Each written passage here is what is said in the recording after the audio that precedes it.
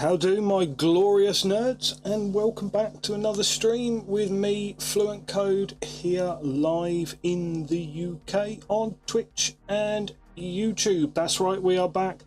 We are gonna give it a go. We're gonna see if we can go the distance with YouTube again for a little while. See if we can't actually put out some videos from time to time. What it does mean is that I will be looking for hopefully some interesting clips and snips here and there that we can turn into suitable YouTube videos. Now, I'm trying to get back into the swing of things after a bit of a break. Haven't been very well over the last week or so, so it has been a particularly slow process to get back into the swing of things, as I'm sure any of you who've tried the streaming thing will know, or you know, who have suffered with illness. It can be a real pain to actually get back into the swing of it. To, you know, you feel like you're getting somewhere, and then you have to take a break like this. So to get back into it, what we've decided to do is to punish ourselves with a rather large project for Halloween. Yes. So what I have is I have a whole bunch of Nighthaunt miniatures. I was very, very lucky in that I managed to pick up huge, and when I say huge, I mean huge. There's so many of these things. This is but a tiny little portion of the miniatures that we have. So yeah, there's a big stack of stuff here, and we're going to paint them. Well, we're going to attempt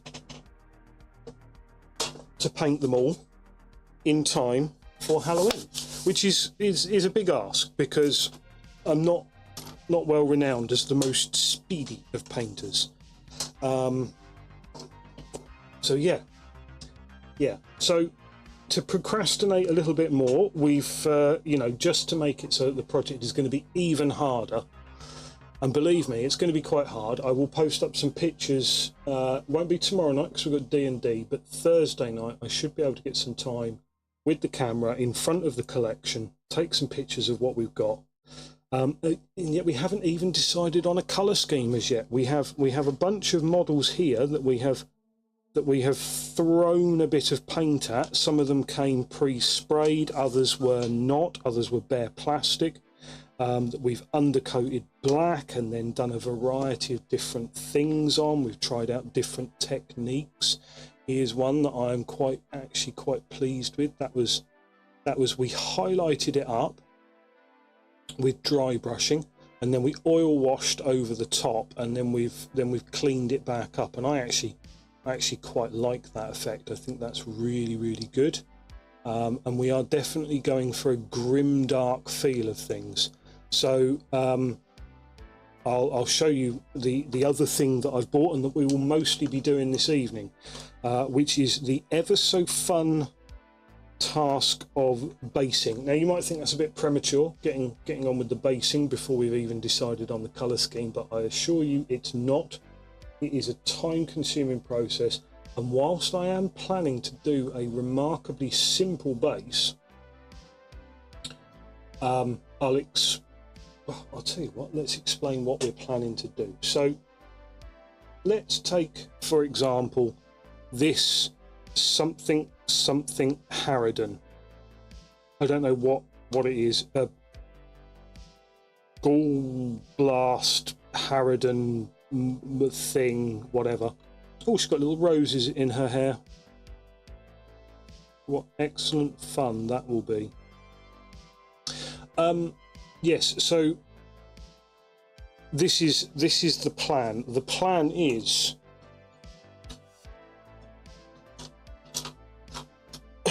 move all of this shit over there for a start. So the plan is we have basing materials.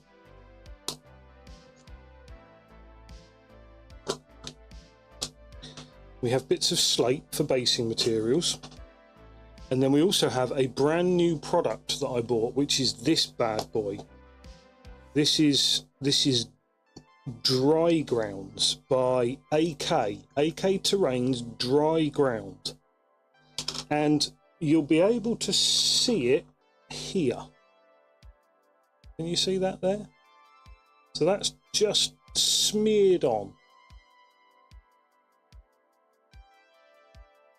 It's quite hard to get focus on this bad boy, but that's just smeared on to the ground. I think it's going to prove quite effective. We'll mix it in with some of the slightly larger basing slate here and this stuff. I am tempted to do like flagstones as if this was a graveyard, but I probably won't, to be fair. So the way we'll do this is, not actually sure. I'm not sure if we slather this stuff on first, all over, and then set the little stones into it, or if we set the little stones first into some PVA or something like that, and then slather this all round it. And I don't know which is going to be the better way to proceed. I don't like either option, to be fair. Well, they look like blades, but they also look like bone, don't they? Like they would be actually made out of bone. That's revolting and wonderful, all at the same sort of time. Oh, hang on, yeah. Should possibly see about gap filling some of these. As God, could I? Can I spend the time to gap fill as well? No, I can't. That would be disgusting waste of time. Oh well, we'll go with it. We'll see what happens. I think probably the best bet. Is to slather this stuff on with a reasonable sized brush all over the bases, and then we can let that dry and come back with some of this stuff on top, because I don't think it's going to matter too much if these rocks are sitting proud of the ground. These ones we'll use to go around the little rocks and disguise them. So I think we'll be okay with that. Now I've got my tray over here, which is where we'll pour. So what we'll do is when we come to fix this stuff on, we'll scoop it into the tray of it. So first of all, what I'm going to need to do is put all of this crap to one side without spilling it everywhere, and then start hammering away with a decent sized brush and this stuff here. I think what we'll do is we'll do our tester models first, just so that we can get an idea about how it goes on, which it should go on amazingly, because we're brushing it rather than using the little spatula thing that I was using the other day. Now this does allow us to just smear it round so quick, so easy, that it's all gravy. Now I want to make sure that we fill in any little holes like that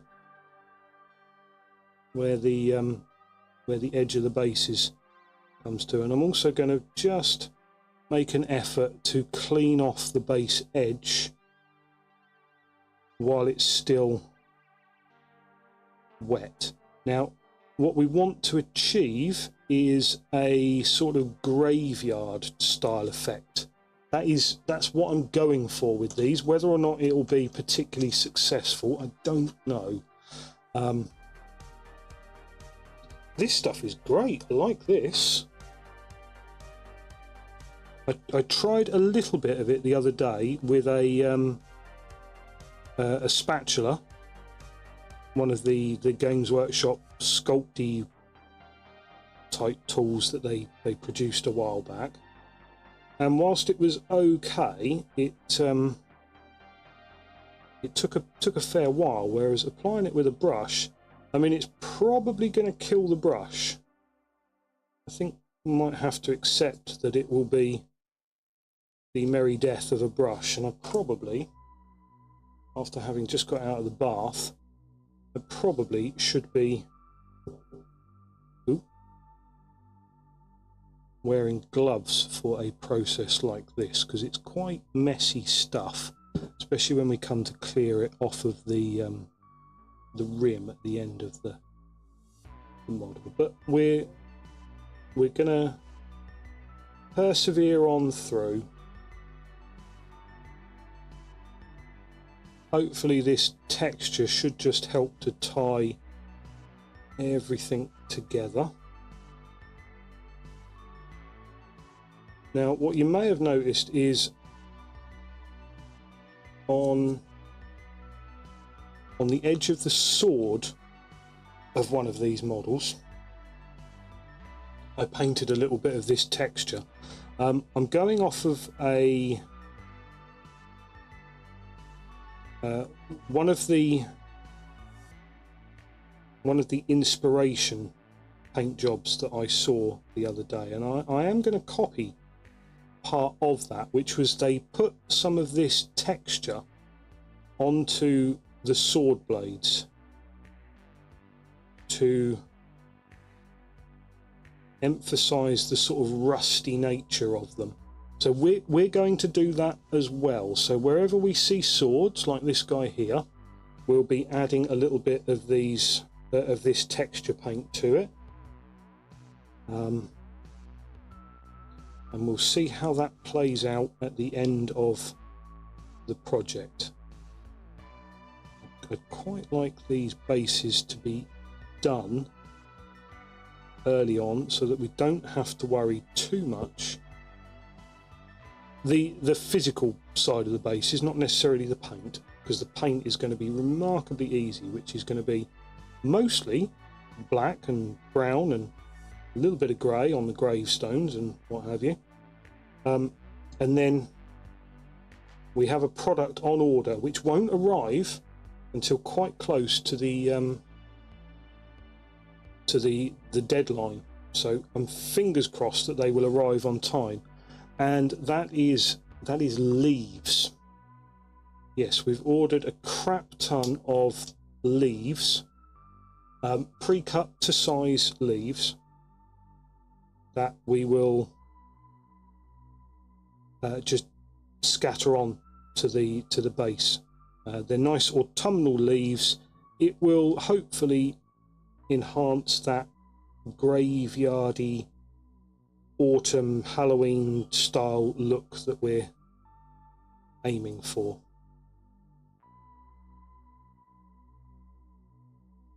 Which I think will look quite good.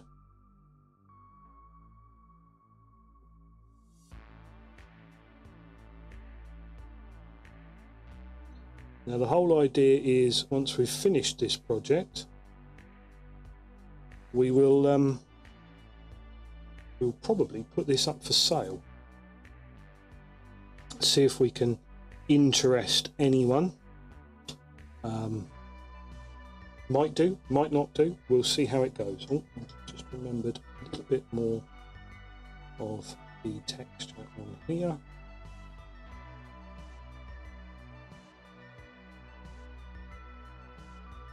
I don't know whether to do just a little bit on the candlestick. Should we do a little bit on the candlestick? Possibly do a little bit on the candlestick. Just a tiny little bit of texture on there as well. That's right, we will be attempting to do the impossible and get somebody to buy our shit. Once we're done, obviously. And I am hoping that they will turn out quite nice. It's been a long time since I have properly speed painted a project for something, and I think trying to do 100 models in, what did we work out the other day, 24 days, something like that. I think that qualifies as a kind of speed painty challenge. Certainly qualifies enough from my mind for it. I know there are people out there who will literally churn this shit out in a week, and it will be far better than I can ever do. But I'm not them, I'm me, and so 100 models in 3 weeks is plenty much of a challenge.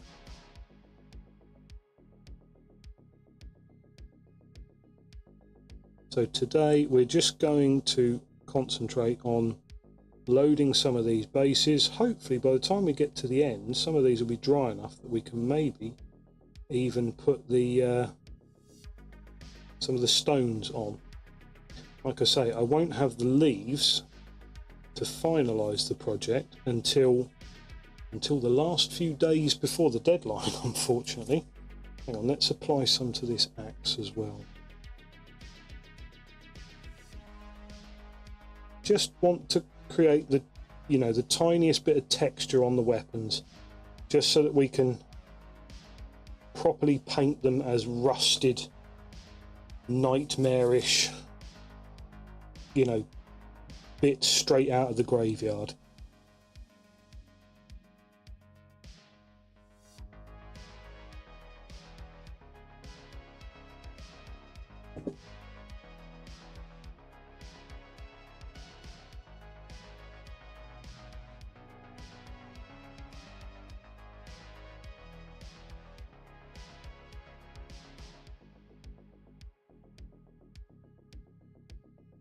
The bases will in effect be quite, let's see, what's the term for it? Low poly? Might get away with low poly in comparison to the rest of the models, hopefully.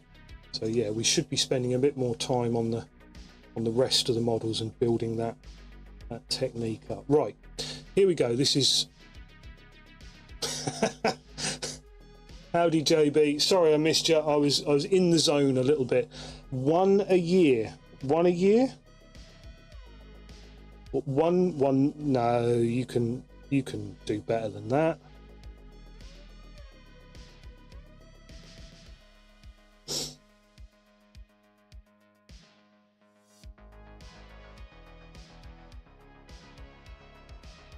Right, well, this is the first of our non-tester models, so we want to make sure we get a decent coverage on here. I'm a bit worried that with that massive gap, whoever glued these to the base has used the bases with a slot and a hole in them, which I don't know if that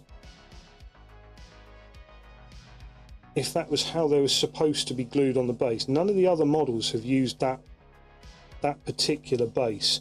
Now, the way this material works, I'm a bit worried that when I set this, yeah, zoned out definitely.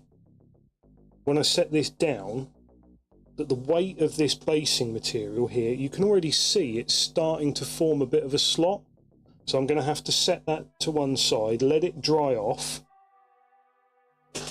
and then either cover it up with the other little shards of basing material or put another layer on this. Thankfully, there appears to be a metric gallon of this stuff in the pot that we bought. It was only about, I think it was about 12 quid, which isn't bad at all. So I think that will probably do about 10 armies. We'll see how we get on with it, shall we? It might do multiple armies, I'm not sure. Let's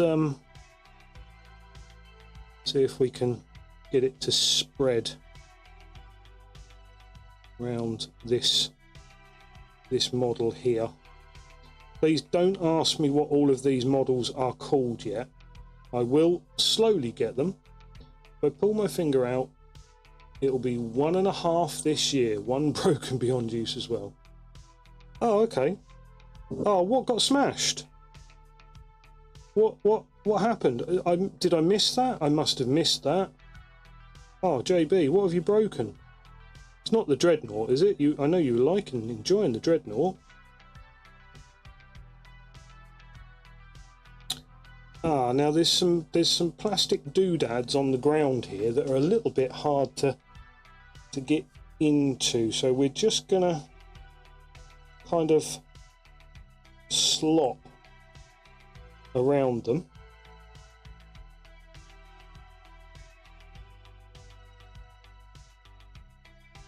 Probably end up covering a bit too much of everything, but it's not the end of the world.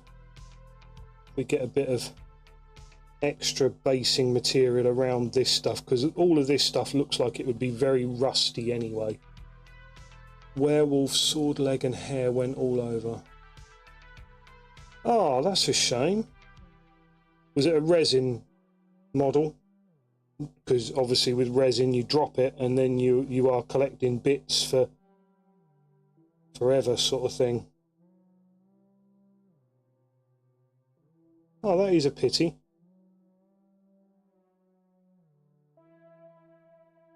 Right, let's... Well, I think we are already above the 1 a year mark, because let's face it, we have done quite well with our turnout this year. It might be quite nice before the end of the year to actually do a little rundown about what we have achieved. We've got a whole bunch of D&D models done.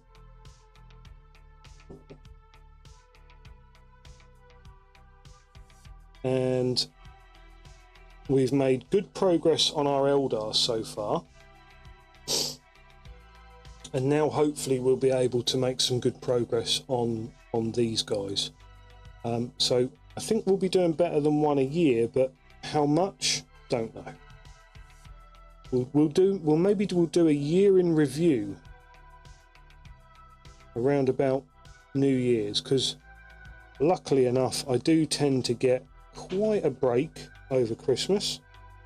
My boss is a family man, and in the building trade obviously there's a good portion of the winter where works are delayed and what have you anyway, so should hopefully have a bit of time over Christmas to maybe do some hobby and some streaming. God, I can't believe we're actually, well, I say we, but I'm actually talking about Christmas already. It's shocking. But you go in the shops are already fully kitted out, decked out, ready for Christmas. An hour cleaning pin lining on Wraithlord, and another good hour, they'll be ready for the weapons, etc. Ah, okay. Yeah, 3D prints, dependent upon the resin that's used, it can be really awkward.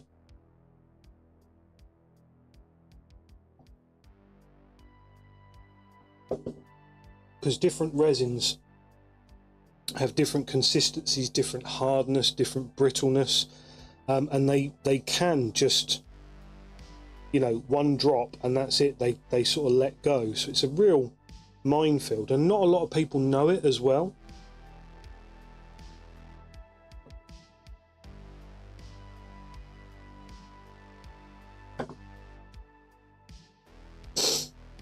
So like a lot of these miniatures that people are buying on eBay, Etsy, things like that, and they're buying 3D printed miniatures, and they don't realise that they're brittle as hell, because they haven't actually done anything with the resin.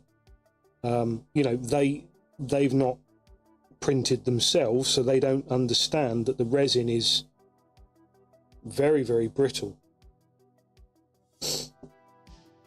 It's not every resin. I have had some which are almost rubber-like. You could almost chuck them around and they'll bounce off the floor, sort of thing. But I don't believe that's particularly common. I think it is much more common to have the very brittle kinds of resin that are common.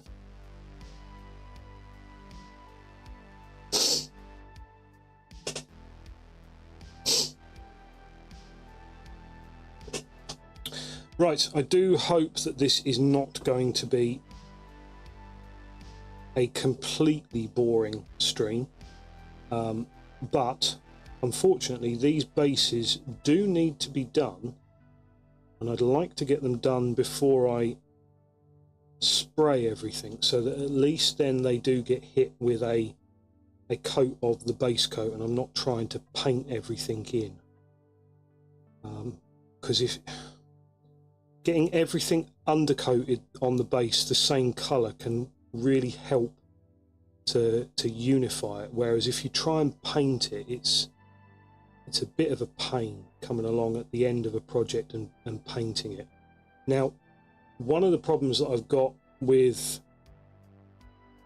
these modelled bases, do I say modelled bases, or the homemade bases that I'm doing, is that some of the models in the army have got like pre-done bases, so we'll just have to try and work around those as best as we can. I mean, obviously they're going to be nowhere near as good as the bases that we're making ourselves here, folks.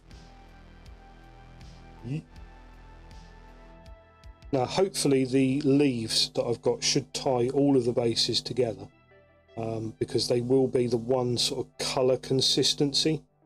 Well, colour consistency will be across the whole range, but the sort of one visual cue that they all have in the same.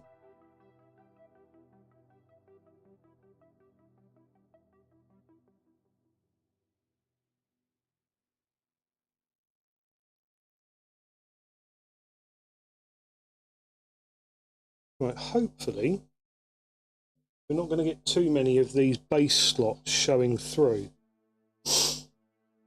We have still got quite a few to do, guys. This is an interesting model. This is the Tomb Banshee, I think. And it's very weird because I feel like if the hair was a bit flatter. No worries, JB. Of course, family comes first. You take whatever you need. I don't need to... I don't want to take you away from your family stuff. You do what you need to do, my friend.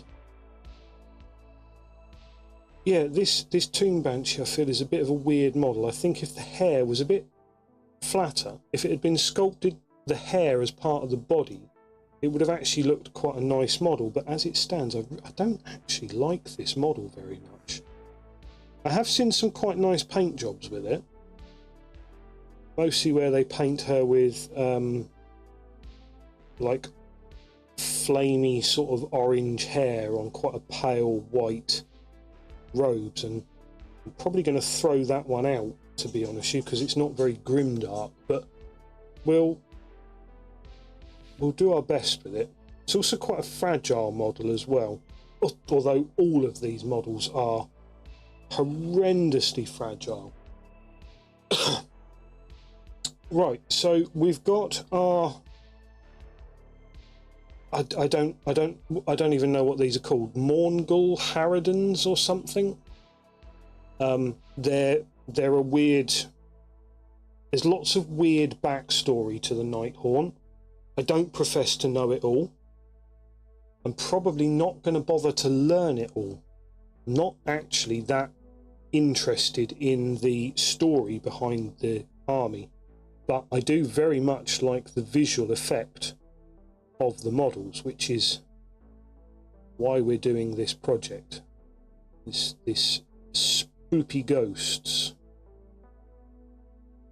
Hopefully we can avoid a Scooby-Doo style effect.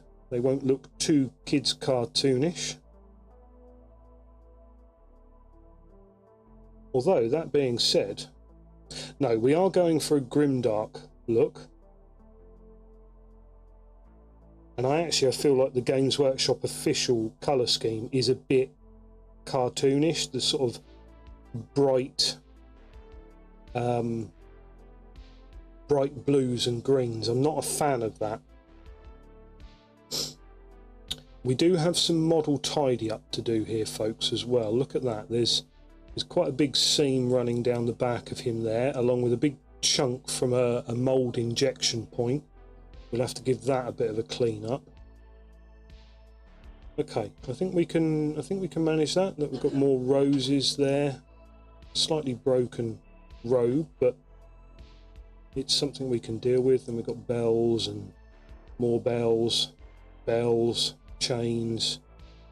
Yeah, okay, so we've got clean up to do on that.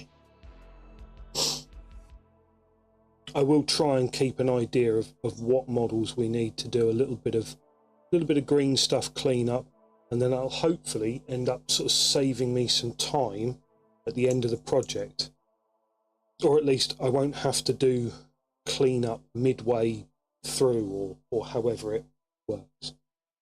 Okay, now let's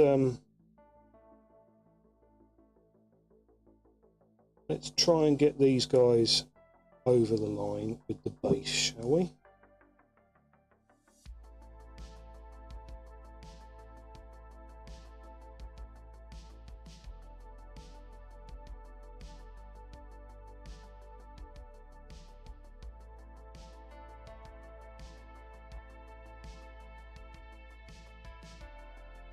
I bet you're all thinking I missed that bit. I didn't.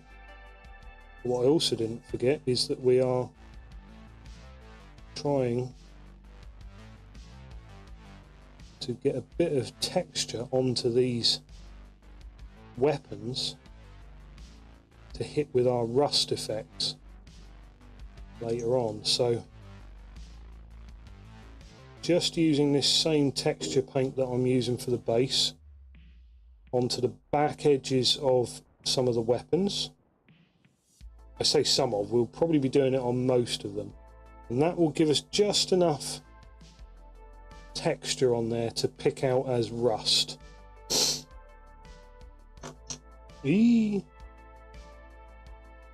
Nearly.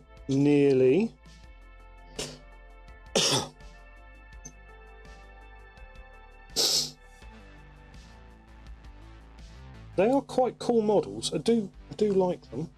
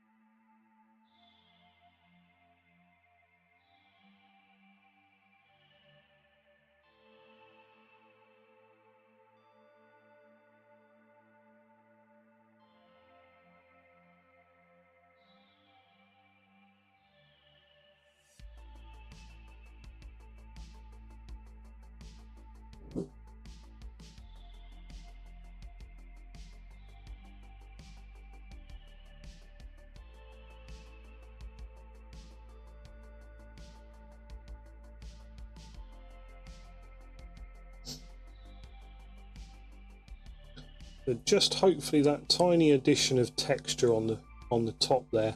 I don't know if you can see that.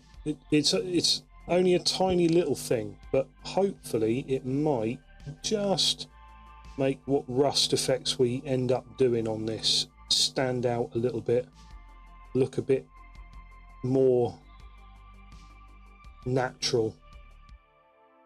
Might look like shit, but I'll have tried. Is that the same model? Oh, very slightly different. Very, very similar pose, isn't it?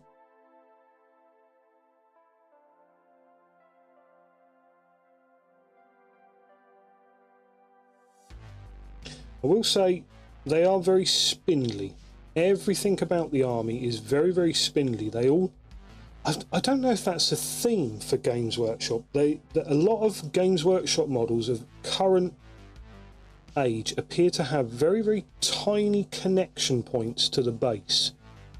Not the bit necessarily that you stick onto the base, that's a reasonable size, but look how thin that goes part way up the model. But about here, it just ends up, you can't see that, can you? You can see that now. Look how thin that ends up. And obviously that's a huge sort of wiggly flexy point, but don't know, we haven't broken, well, that's not true, we did break a chain rasp weapon off the other day, but it was just from one of the test models that we're doing, so I wasn't that bothered. And also I was being quite heavy-handed, carrying like 6 of them in one hand down to the shed to try out the spray and what have you. Look at that one. That one's literally just got a tiny little point there. It's actually a very iconic pose. I think this one is possibly one of the sort of poster boys of the army.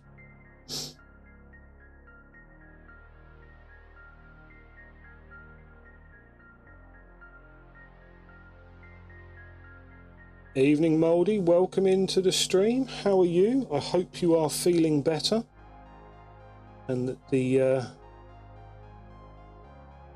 porcelain throne has released you from service. Yes, they are some very, very spiky spoopy boys. These are our new project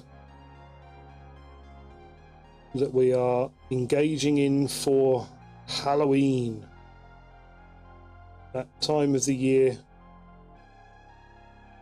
when everyone else apparently does orcs.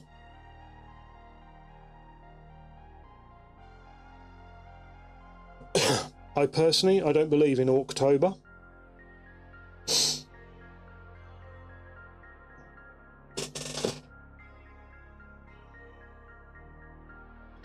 Now, this, I adore this model.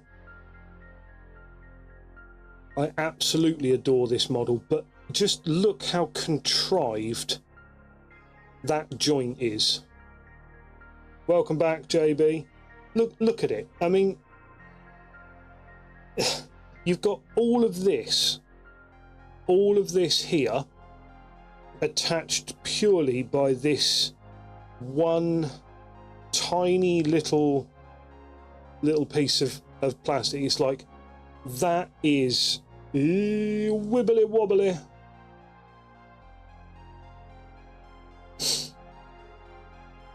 Oh dear, I am sorry to hear that, Mouldy. Well, I do hope, like you say, that the worst of it is past. Obviously, the worst of it being past means that you know, you're probably on the road to recovery. Thank you.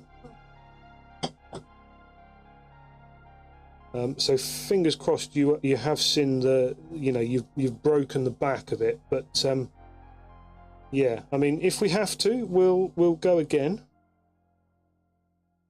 But we'll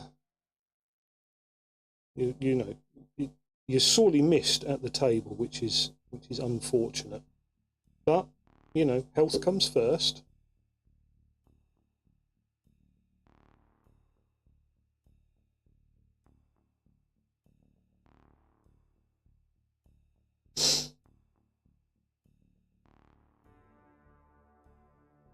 Like I say, this model is amazing. I love this model. It's fantastic.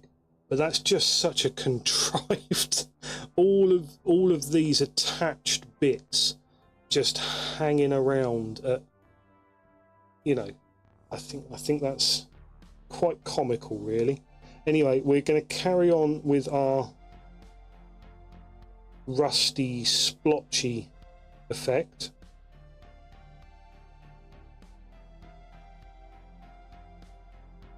Hopefully the texture that we add here is not too overpowering to the model. I don't think it will be. I think once the paint starts to kick in,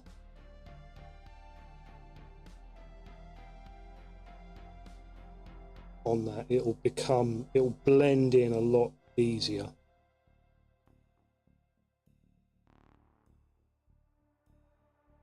Well, of course you're missed at the table. It's become a think for everyone, pretty much a staple in our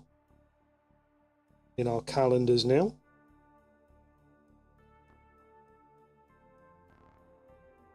Right, there we go. That should create some lovely textured rust looking effect on there. Oh, blimey. Oh, don't scrape off on that. Right, let's just bear with me 1 second, guys.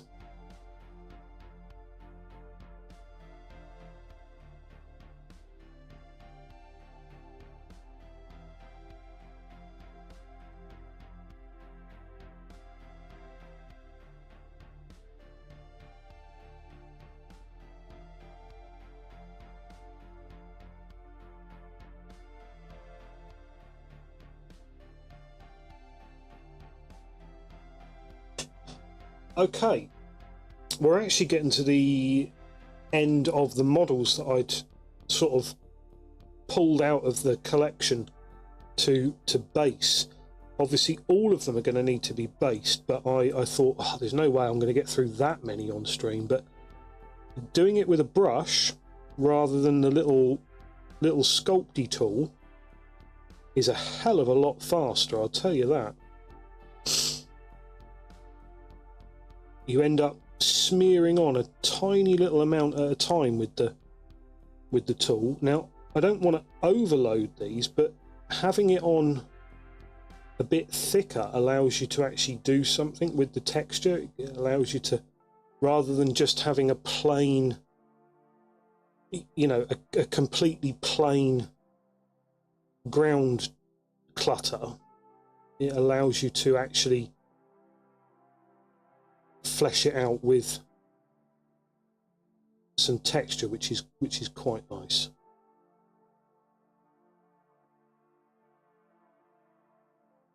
So Mouldy, I'm not sure if you gathered from the chat, but in the one shot that we played, we was betrayed.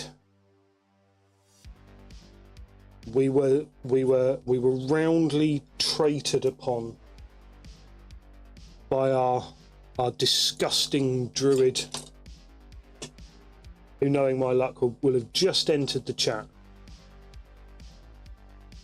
Yeah, no, maybe not. I was just going to go for a sense of irony that I saw the chat counter rise by 1, and I thought maybe it's our druid. Yeah, no. We were betrayed.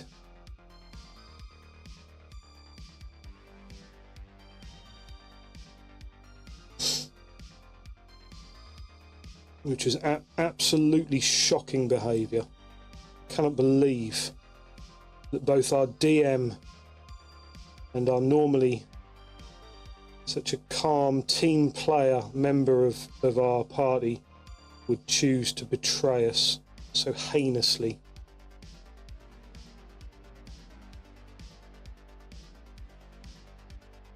I did say heinously, that was...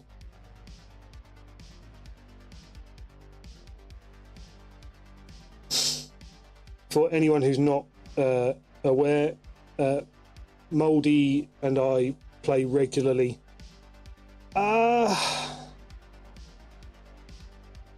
Well, I mean, it depends on what you want to see by clues. She wasn't playing very effectively.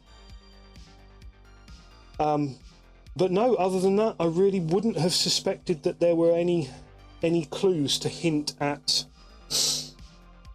betrayal. There was an odd instance where she said, I want to protect the Emperor. I don't trust these people who are, you know, the other player. But they weren't other players, they were NPCs.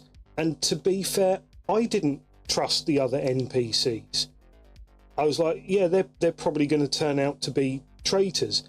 And it just turned out that it wasn't the other NPCs, it was our other player.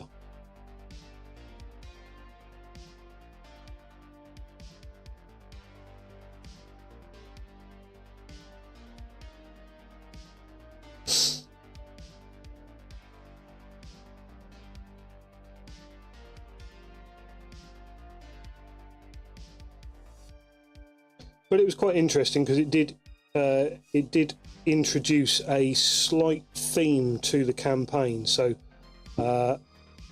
there's sort of an overarching big bad that was apparently in operation like 650 years ago. So yeah, we've got that to deal with.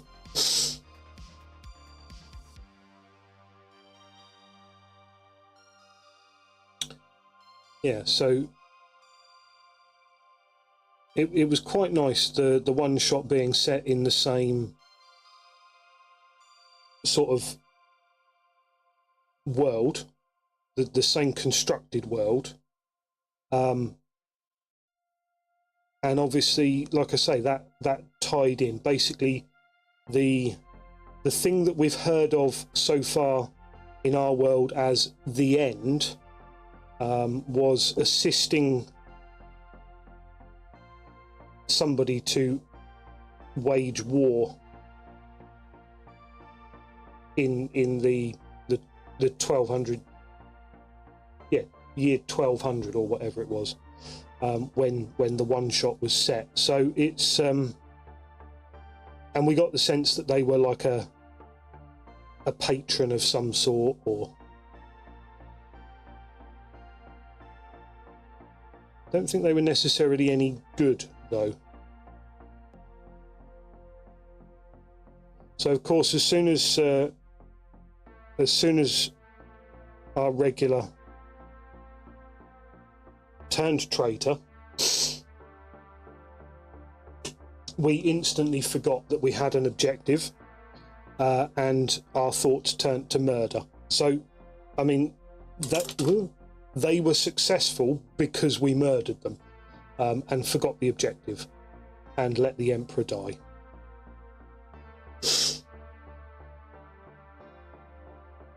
Although I do struggle to see how the two of us who were left could actually have saved him. I think the only way to do it would have been to effectively run out the clock, because he did seem to have a time limit on his shenanigans for the big bad. So perhaps we could have done it if we'd have played a bit more tactically, rather than just going betrayal, now murder that traitor.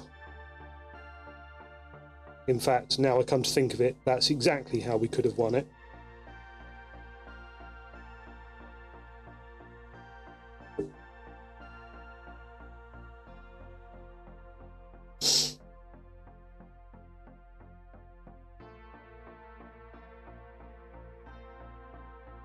And you now take 1d6 hindsight damage.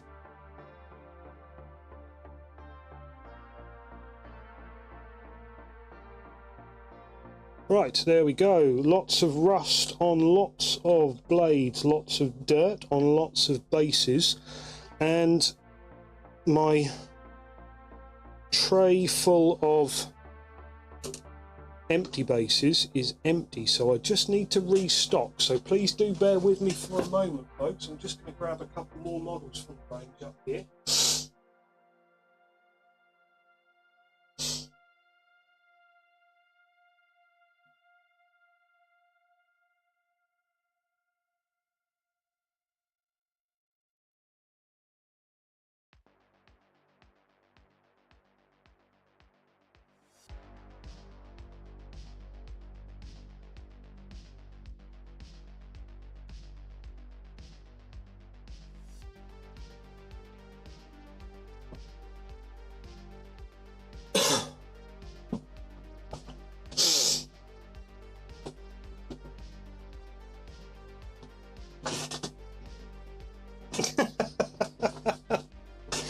Oh, just let me break their legs.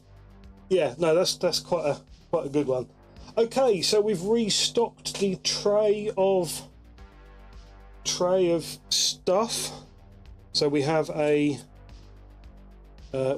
spirit host. Look at this. I like this model, but it is supposed to be quite an annoying spindly little model, because I'm hoping that we'll be able to do some of this with the airbrush. So my plan is hopefully faces and tips of hands will lighten up a bit, maybe, and then the ends of the spindly bits will be darkened off. I think that might work. Yeah, we've got some blades and stuff in there. Such a crazy selection of models, this one. Okay.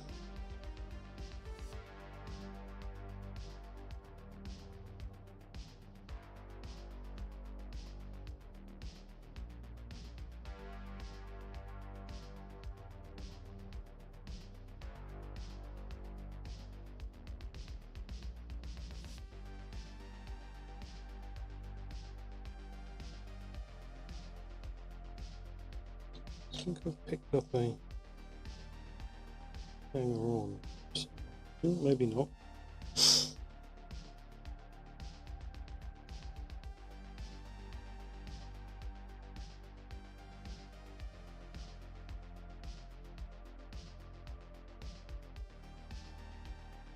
So the plan during this month is still to try and get some on-location streams, which is a fancy way of saying set up a camera in the shed where we're going to partake in some airbrushing.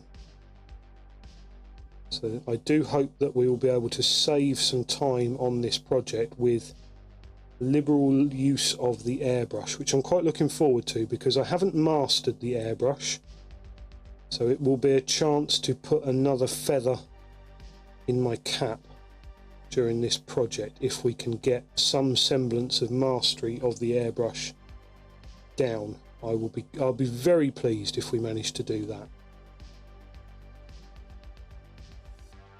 Weirdly enough, this model is less spindly than some of the others, mostly because although it's got the same deal, the connection point is actually quite sturdy, believe it or not. We've got a lot of models here on the desk so far. Right, now we have a unit of these guys. These are Revenants, I think. Blade Geist Revenants or something. I don't know. Everything in the army is a Geist or a Ghoul or a Morn or a Murderous some shit. I don't know. I don't actually know what any of these models are. All I know is that these guys died scared, I think, or in a frenzy. So they now spend an eternity in a frenzy, apparently, because that's how it works in the world of Nagash. If you die in a manner, that's how you tend to live out forever, or I don't fucking know. It's all bullshit. But the models are cool and they are spooky, and it is Halloween, so that's my logic. I don't really know quite what the backstory behind these guys are. All I know is there is some absolutely fantastic dynamism in these models. Look at that. The movement in them is incredible. And honestly, I really do think that an airbrush is the way to go with these. We can make something, I think, quite special if we manage to get even a semblance of what I'm hoping for out of the airbrush with these. I think they will look quite special. So fingers crossed I have the patience to make this work fast, because not only have we got to learn how to do it, we've got to learn how to do it within a time limit. Oh, what tangled shit we weave for ourselves. I probably shouldn't be expecting myself to learn to airbrush on a time-sensitive project. I feel that's probably a mistake. But it was yesterday's mistake. And now we're committed. So, yay. Look again. Just so much movement on them. It's gorgeous. Oh, right. It's very much a different change of pace to the old flat, you know, monopose metals. I know people don't normally describe the metals as monopose, but they were, and in more ways than just they were in one fixed pose. All the poses were in one fixed plane because of the way they were stuck in the mould, or the way they had to be released from the mould. So you couldn't have a model that was sculpted into multiple planes because it wouldn't work. I'm sure it's not, JB. It's just that it will be an interesting process. I mean, you know, you've probably, it's been a long time since you did it your first go, but you're probably a bit nervous on your first sort of try anyway. All I've managed to do with the airbrush is to put black paint on a model. So I appreciate it's probably not that hard, but I'm still a little bit, you know, this will be interesting kind of thing. But yeah, so it's a real difference seeing models that, you know, work in multiple planes, as it were.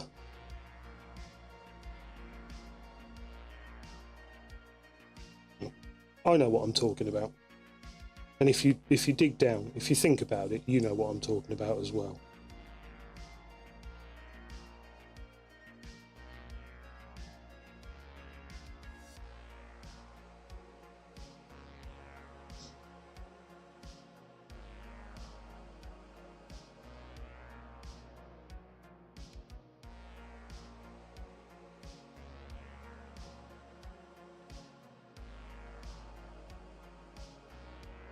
Hoping that there should be just enough texture left by this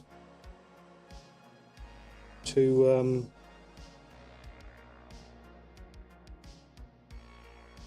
really sell that rust effect that we're going for. Right, one more of these bad boys. Last 4 vids will give you more of a, that's how you do it. Okay, I will definitely have a look at that. That Harder and Steenbeck is one of the like leading manufacturers of airbrushes, aren't they? I think I've got a Amazon own brand special, which is easily the equivalent of a Harder and Steenbeck.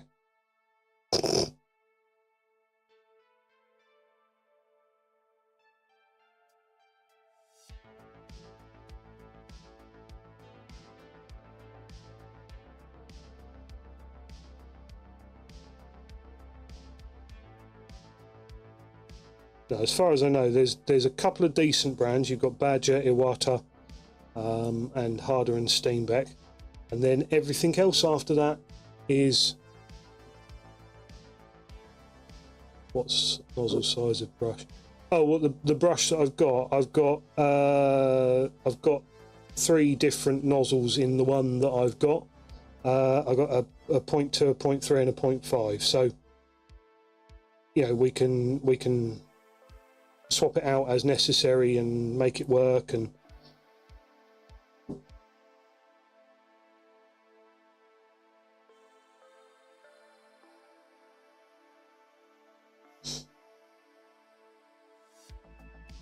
yeah, well, you know, we've got, I think on my other airbrush I've got a very cheap one that came with the compressor, and it is only a little hi there Shiny Mew, welcome into the chat. It's only a little tankless compressor, you know, it was literally just something to get me started that the missus brought me for Christmas one year. And so the brushes that came with that are also quite, you know, poor quality, shall we say, but they'll get the job done.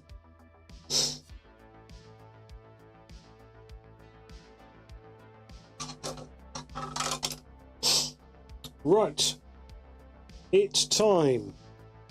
It's time to base Jamie Oliver, Lady Olinda, Lady Olinda, something, I don't know.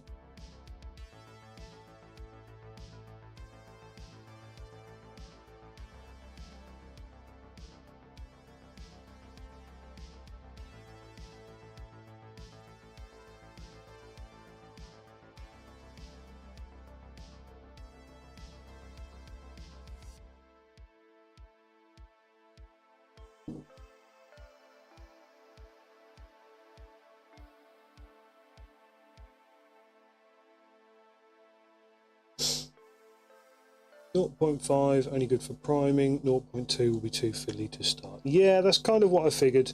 That's why when I bought a new one, I made sure I got something with a decent range of nozzles, because I figured that would probably be the case, that, you know, certain nozzles are only good for certain things. The 0.5 will come in handy because I will probably start doing a lot of my priming with it, because it's easier than using rattle cans.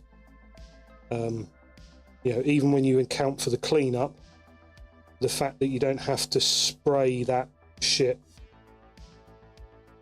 in the shed.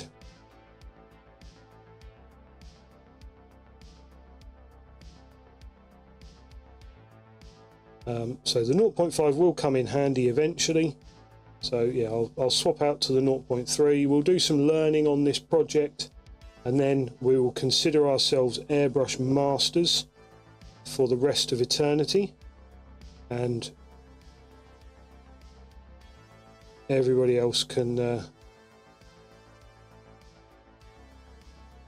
I'm not going to even bother finishing that statement. Right, let's have a look. Oh my god, the detail on this model is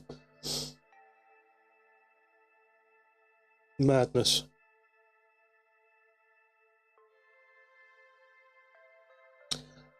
No idea yet, to be honest with you, JB. It will probably be cheap artist acrylic as a base coat. I find it gives an incredibly matte finish, which I like.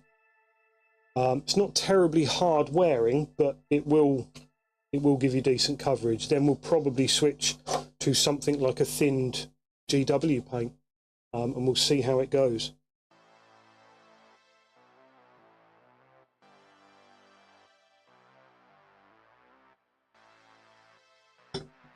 Yeah, spray cans can be a bit awkward.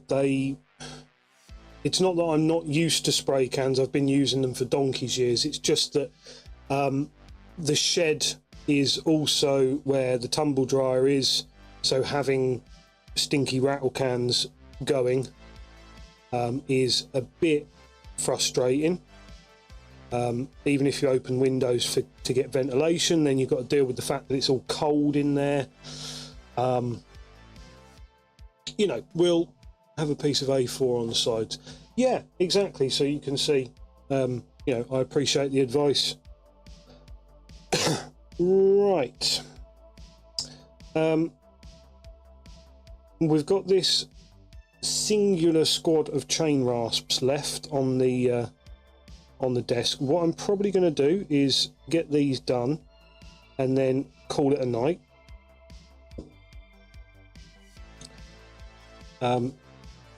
I know it's a bit of a cop-out. All we've done is a little bit of basing tonight, but we have got quite a chunk of it based. Well, I say that. What have we got here? 30 models? Jesus, that's a bit of a wake-up call, isn't it? There's like 100 models in the army that we're supposed to be doing. Oh dear.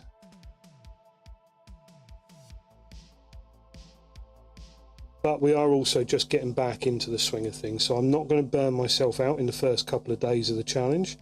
We'll make sure we've got something left for the sprint at the end of it. And I might even go so far as to take a couple of days off work towards the end of the challenge, just so that we've got plenty of time to get it finished.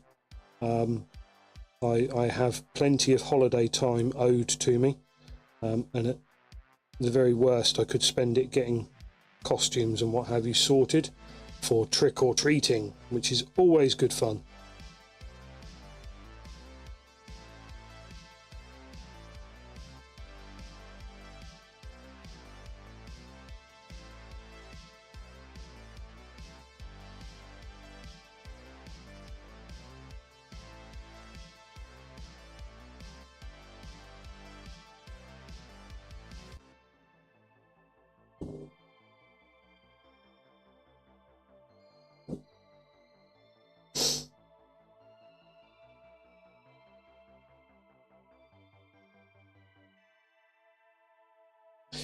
Yeah, that's true. You got to do the boring stuff in order to do the fun stuff. And the I actually quite enjoy the basing.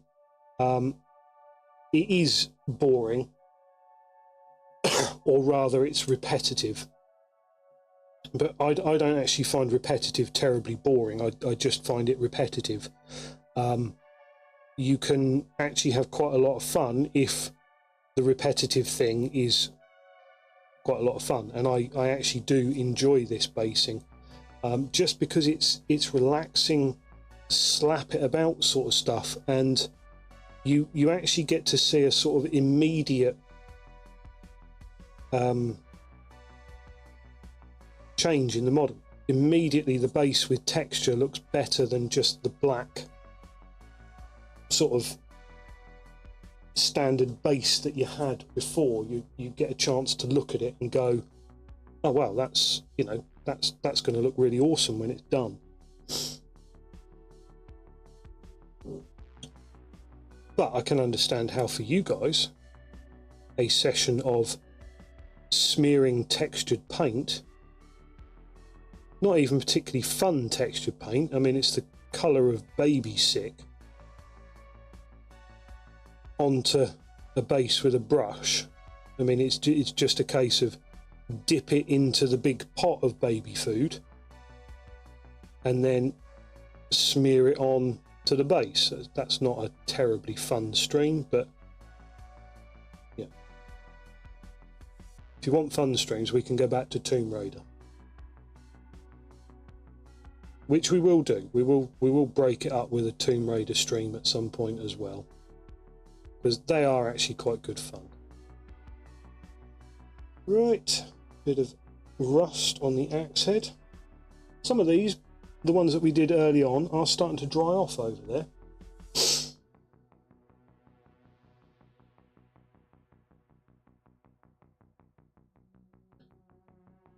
Like I say, this is the first time I've used this basing material, but I quite like it. And it did come in a very big pot, so we should have plenty left over for our next project. Oh, get me talking about next projects. I've got to finish the bloody Eldar first. But I have been thinking that I want to get some more D&D miniatures sorted.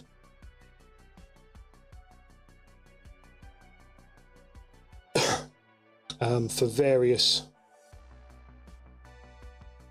different ideas for campaigns that I've got. I don't know whether I should put rust on the clubs. Do you think? Do you think these clubs would accumulate? I mean, they definitely would accumulate some rust, wouldn't they? We'll put a few splidges and splodges here and there on them.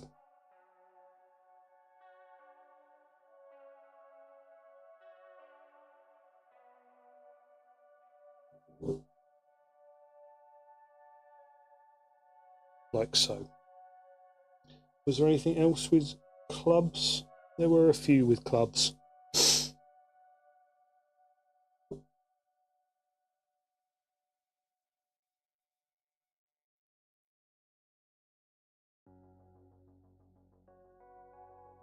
I shall call that one Negan.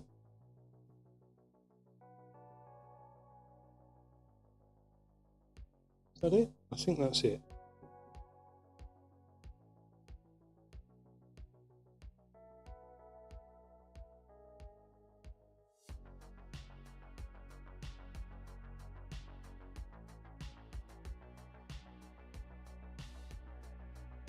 Right.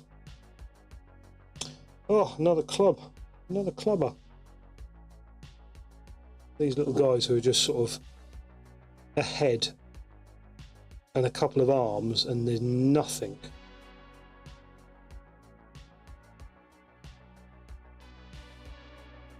Reminds me of the models of the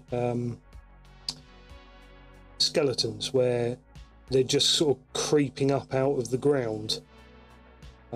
In one case, I think when they first redid the plastic skeleton regiment for Warhammer, somebody cut off an arm and just purely modelled an arm breaking through the ground in front of a gravestone, and I thought that was quite a nice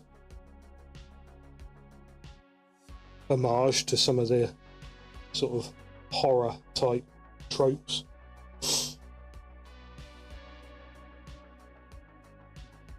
Oh, I don't think I've seen that one yet.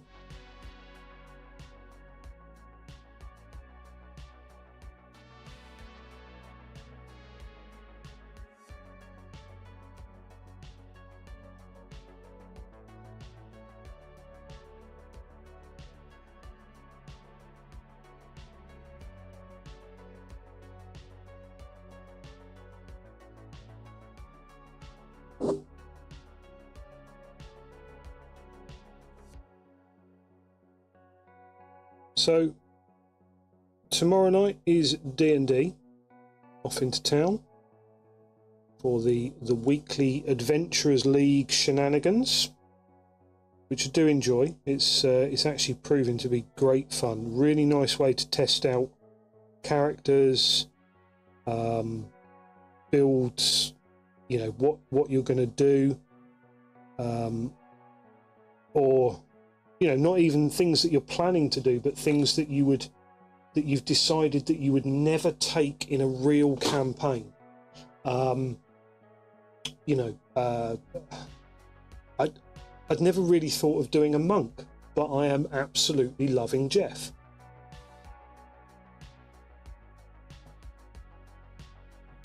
Which is my monk fighter multi-class. He's designed as a bit of a whirling dervish. He makes a multitude of dagger attacks. He's level 3. He currently can do 2 dagger attacks and hang on, have I done level 3 with him? No, last session he was level 2. So he's just leveled up to 3. That will give him the ability to do 2 dagger attacks, followed by a bonus action unarmed strike twice at level 3. That's 4 attacks in a round, which is very, very interesting. He can do the 2 dagger attacks at range while running in, and then finish off in close combat if he wants to. He can do anything of a variety of, you know, different methods of doing the attacks. So I'm quite pleased with how versatile he is, but it's probably not a character that I would ever have taken to play in a serious campaign, because he's a bit of a meme. He's the monk who likes to hit things.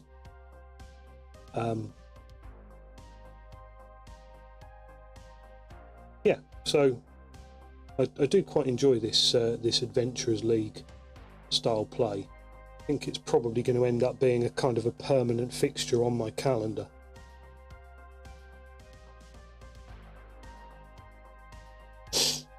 So that's tomorrow. Thursday night will be a free period, a chance to catch up on some family stuff, maybe even watch that square box thing that sits in the corner of the room glowering at me and saying, don't you have something you have to watch? When you got something you need to catch up on? All that talk around the water cooler at work about the latest and greatest, you know, series of Game of Thrones, or which I believe is the 6th series, isn't it?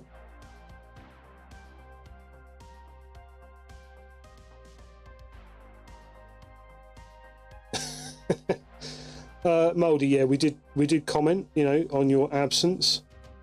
It was noted. But yeah, I mean, it was great to have you along. I think you quite enjoy it, and it's a nice change of pace, not having to be too serious with your D&D. It's a case of, you know, we don't need to really think about the consequences of our actions, because generally there aren't that many, because by the time any consequences could have caught up with you, you're in a different plane of existence, because you go to the next campaign and it's completely separate from what you were just playing in, which I think is quite nice. I know some people probably wouldn't like it, but I think it's quite good fun. Oh, right, how are we getting on? So we have, that's a good chunk of models done. Let's see, we've got Lady Oleander, Olinda, whatever her name is. We've got a Master of Executions, or our something or other, and then we've got 5 each of the main units. That's the Reapers, Revenants, something or other, and the Harridans. So they're all done. Like I say, I've got other basing materials that I would maybe like to add to these, but I do need to keep it quite subtle, because the intention is to make it look a bit like a graveyard. I don't know, the graveyard thing might suffer, so it will be a little bit of stone, some tufts of grass, and then leaves, and the actual base itself will be painted mostly black, dark brown, that sort of thing, because it's very easy to paint dark colours and make it look right. These things are going to be absolutely awful to paint while streaming, because literally the tiniest little movement and they are going to be wibbly wobbly all over the place. But we'll probably work out how the fudge we're going to do that in good time. So yeah, Thursday night I do hope to have a bit more of a handle on how we're going to actually get the base coat down, and I will be doing that off stream. Pretty much the only thing I'll be doing off stream. Sorry JB that I missed it, but good night fella. I appreciate that. I am about to head off as well, because I'm still not quite up to full speed. So you know, an hour and a half session is pretty much all I've got in me at the moment. So yeah, tomorrow I'll be at D&D. Thursday night I'll be trying to get a base coat down on some of these models, so that we can so that we've got something to work with, and then hopefully Friday night we'll be there for a bit longer of a stream, where some of the stuff that we've started we'll be able to push on and finalize a bit, and then, like I say, we'll try and do an on location in the shed stream, which will be all sorts of fun, I'm sure, and won't go completely wrong the minute we try it. Absolutely. Fingers crossed. Double fingers crossed. All of the fingers crossed. Folks, thank you very much for stopping by. I do hope you've enjoyed the stream. I've enjoyed trying to get back into the swing of it. And this project is starting to make a little bit of sense in my head now, although we have got a shit ton of stuff to do. If you haven't already, please do drop us a little follow down below. It costs nothing, but it does mean the world to me because it lets me know that I'm doing something right. And I hope to see everyone on the next one. As I say, the next stream will be Friday 8 p.m. So catch us there, and hopefully we'll go for a lot longer because I will get wine and be drunk while I'm doing it. Have a good one, folks, and I'll see you again soon. Take care now.